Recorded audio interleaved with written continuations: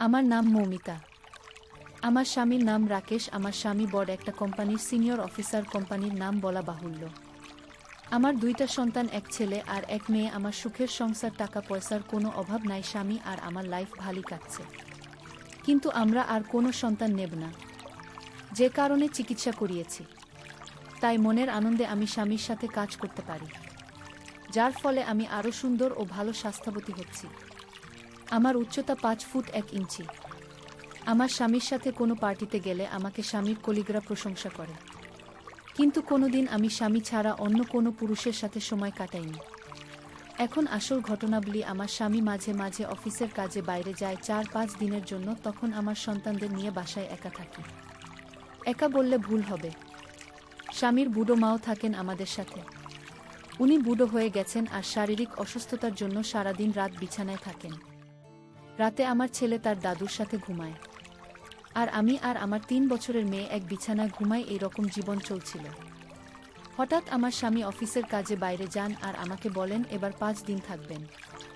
আমি বললাম এ আর কি, তুমি তো অনেক সময় যাও আমাদের রেখে। তখন স্বামী বলল, তা ঠিক, তবে এবার তোমাকে একটা কাজ করে দিতে হবে আমাকে। তুমি আজ রাতে আমার কিছু অফিসের ফাইল রেখে যাচ্ছি, তুমি এই ফাইলগুলো একটু দেখে মিলিয়ে রাখবে, কেমন? এই বলে আমাকে উনি চলে গেলেন।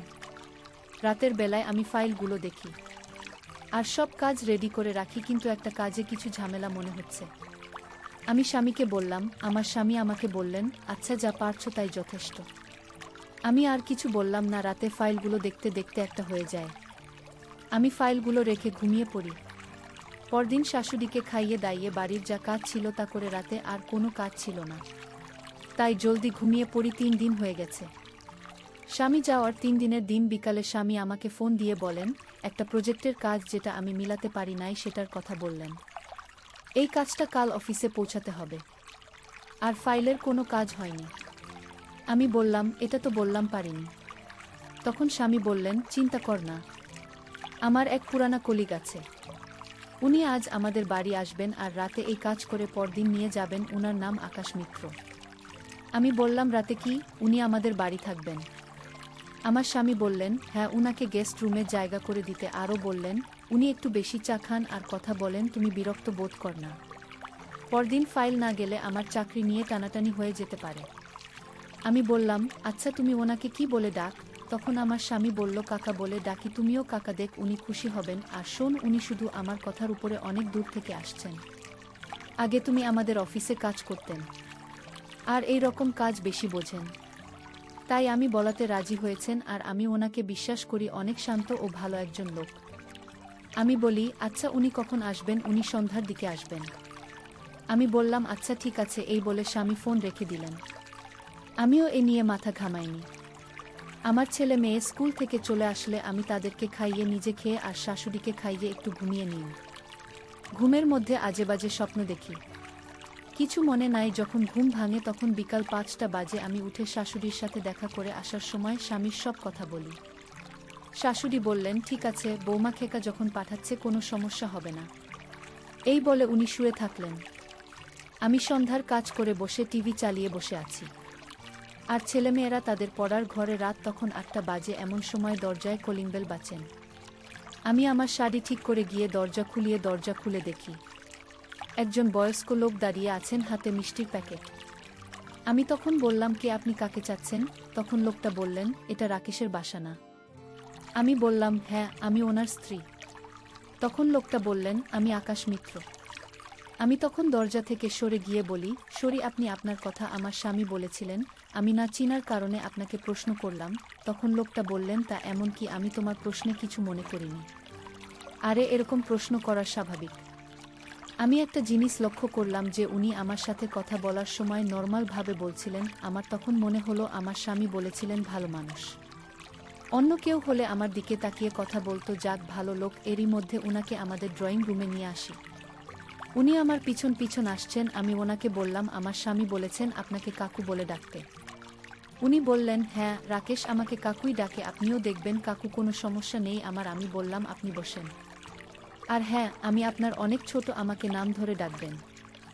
উনি হেসে বললেন, আচ্ছা আমি ওনার জন্য কফি আর কিছু নারিকেলে নাড়ু নিয়ে আসি। উনি বললেন, আরে এসব কেন? আমি খেতে আসিনি, আমি তোমার স্বামীকে হেল্প করার জন্য আসছি।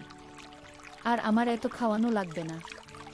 আর হ্যাঁ, তোমার নাম বললে না, আপনাকে কি নামে ডাকব? আমি সরি বলে ওনাকে বলি, আমার নাম মৌমিতা, আপনি মমি ডাকবেন। বেশ কিছুক্ষণ গল্প করার পর আমি রাতের খাবার রেডি করি। এরই মধ্যে রাত 10টা হয়ে যায় আর আমার ছেলেমেয়েরা রুমে ওনাকে পেয়ে ওনার সাথে গল্প করতে শুরু করে।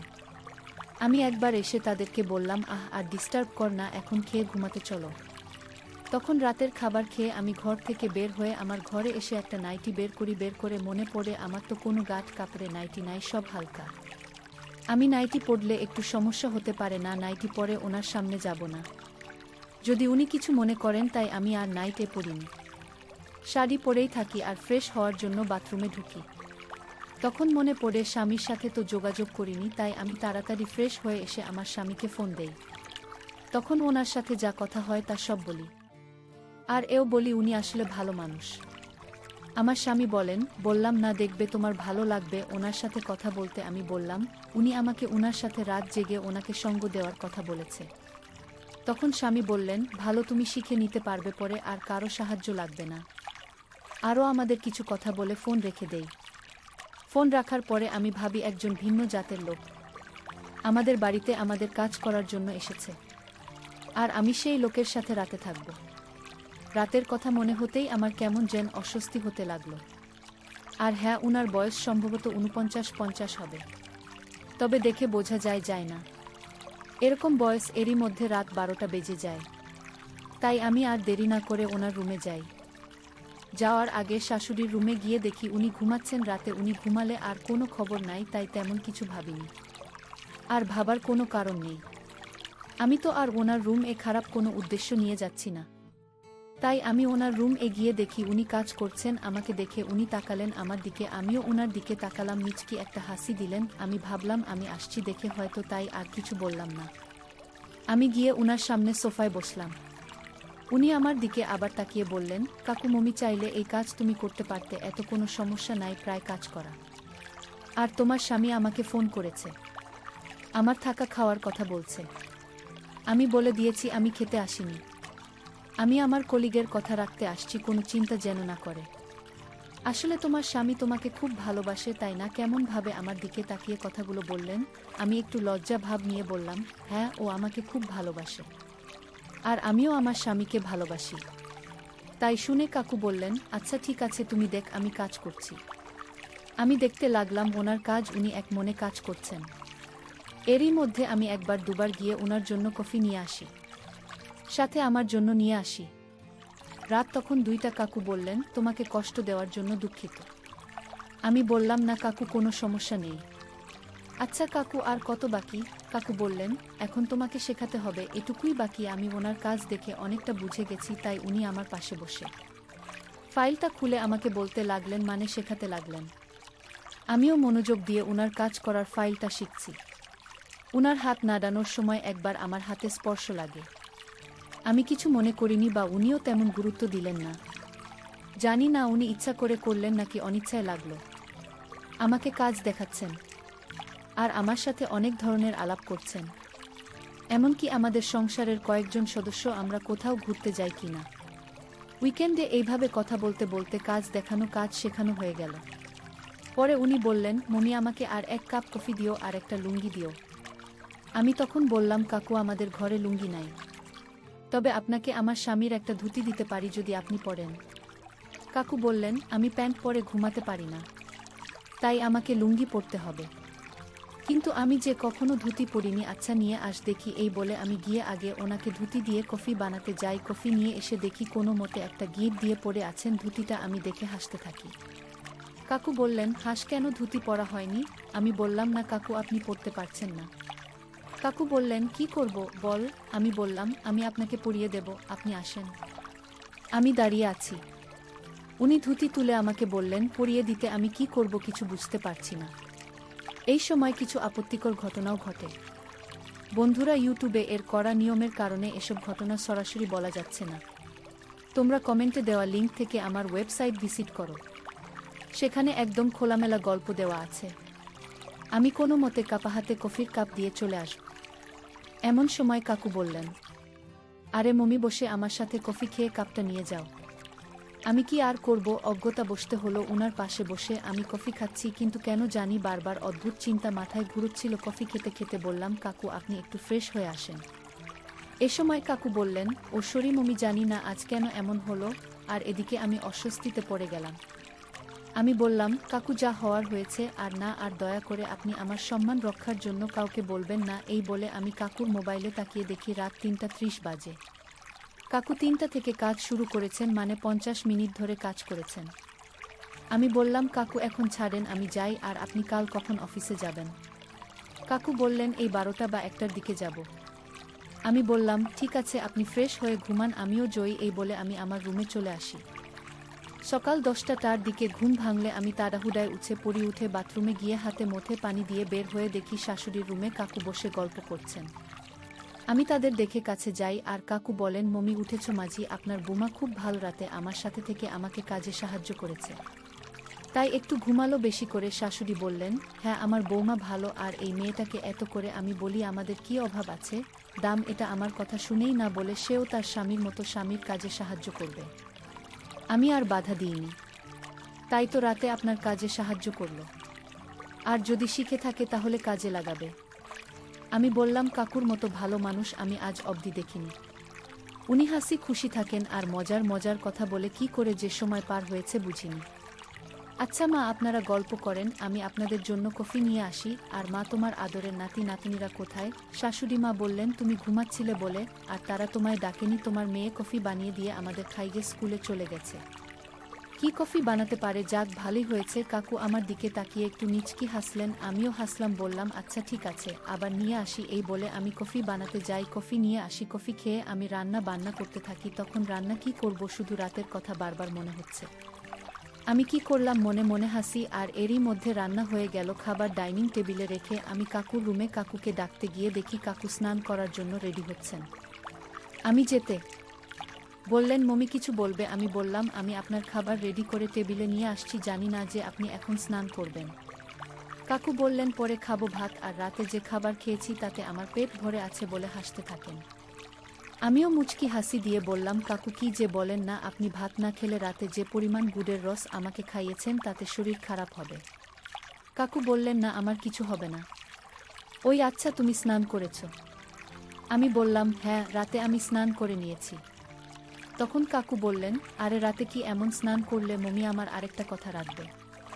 আমি বললাম, কাকু আর হেজালি করবেন না, সরাসরি বলে ফেলুন। আমি আপনার সব কথা শুনতে রাজি, আমি আপনাকে যা বলবেন তাই করব। কাকু বললেন, মমি আমার বাথরুমে চলো, একটা নলে পানি আটকে আছে, বের হচ্ছে না, অনেক শক্ত হয়ে আছে। আমি বললাম, কাকু এখন দিনের বেলা ট্যাপ ঠিক করা মনে হয় ঠিক হবে না, শাশুড়ি মা ঘরে আছে, শব্দে তার ঘুম ভেঙে যাবে।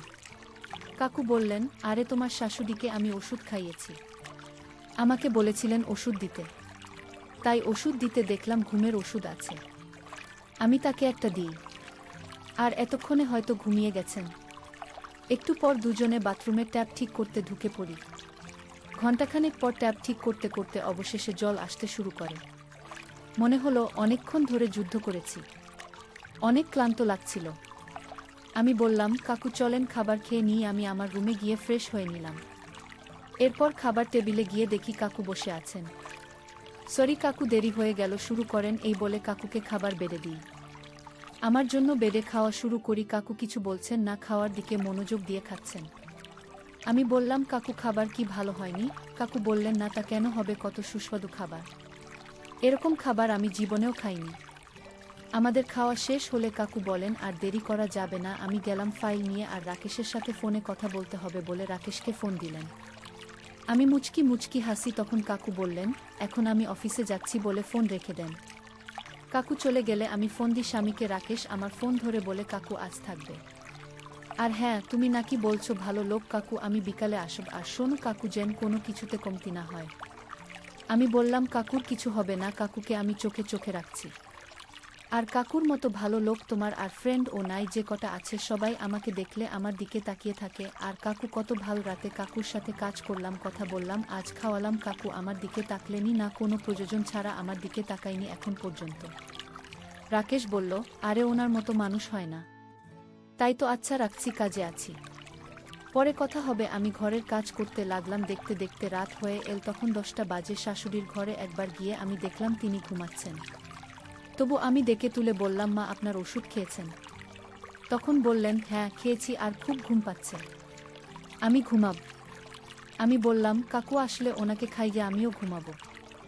এরই মধ্যে কলিং বেল বাজলে আমি উঠে গিয়ে দরজা খুলে দিই। খুলে দেখি কাকু। আমি রাগের ভাব করে বললাম, এত রাত পর্যন্ত কোথায় ছিলেন?